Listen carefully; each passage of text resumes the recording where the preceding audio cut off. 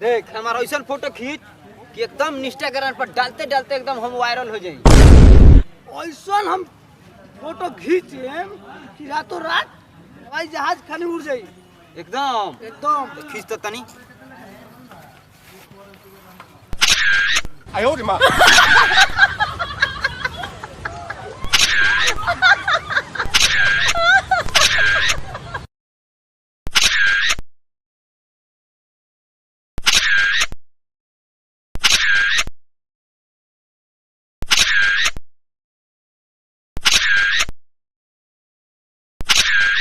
有人。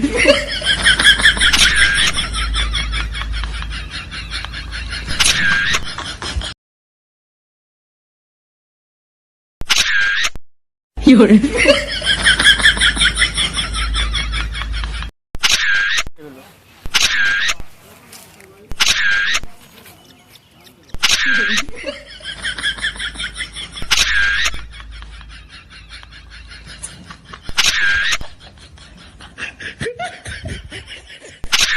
哎呦我的妈！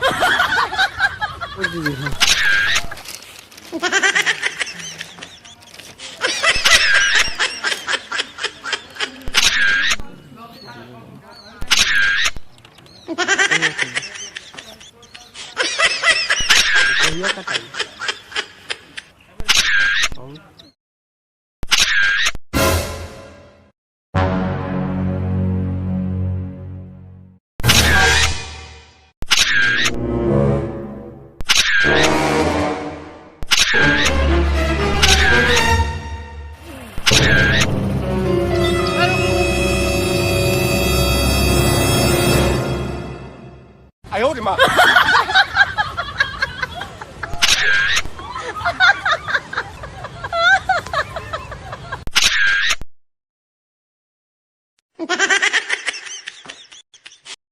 La la la la la la la la la la la la.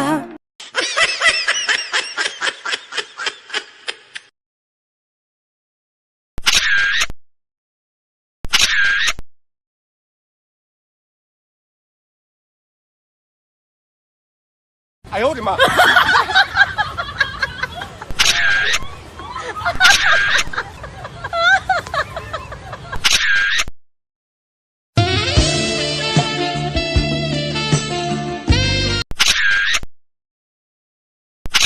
哎呦我的妈！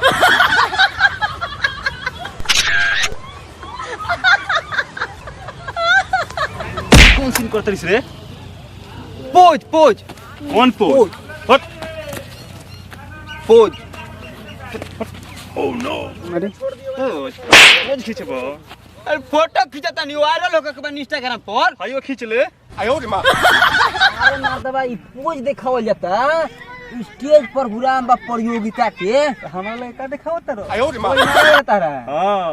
ए त तनी एगो pose मार के देखाव तो। कैसन पोज? तनी हो जा बढ़िया से मुद के देखाव तो। अच्छा।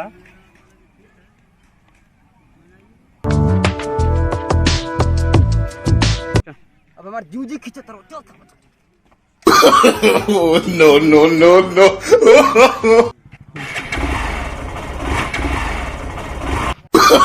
Oh no no no no!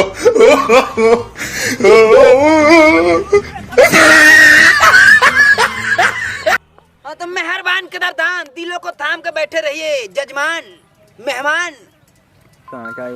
और आप लोग के सामने इस देसी प्रतियोगिता में हम बुलाए हैं बंगाल से चलकर इस पावन धरती बिहार में आ चुकी है पेपर रानी, जिनका चढ़ा है जवानी।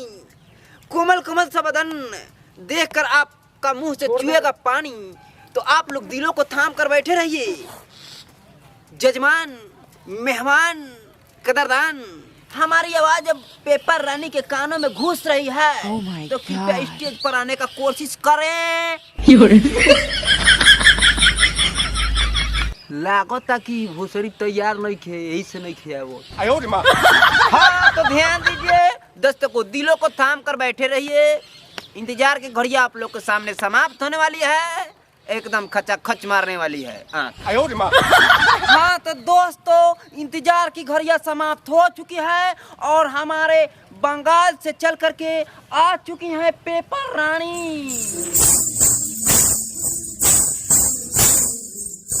मैं पेपर रानी अपने दोनों तरफ से आप सभी को शुक्रिया एवं अदा करती हूँ। Oh my God. मैं दिन में सोती हूँ और रात भर जागती हूँ, इसलिए मेरा नाम पेपर रानी पड़ा है। मेरे पीछे सारे लड़के दीवाने हैं, दीवाने। 哎呦我的妈！ मैं तेरे को क्या बताऊँ रे छोकरे, तू भी तो मेरा एक दीवाना ही है ना। साहब गाना को प्ले कीजिएगा हमारे पेपर रानी के लिए।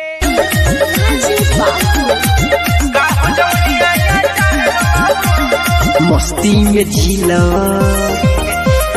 कबो तमिला,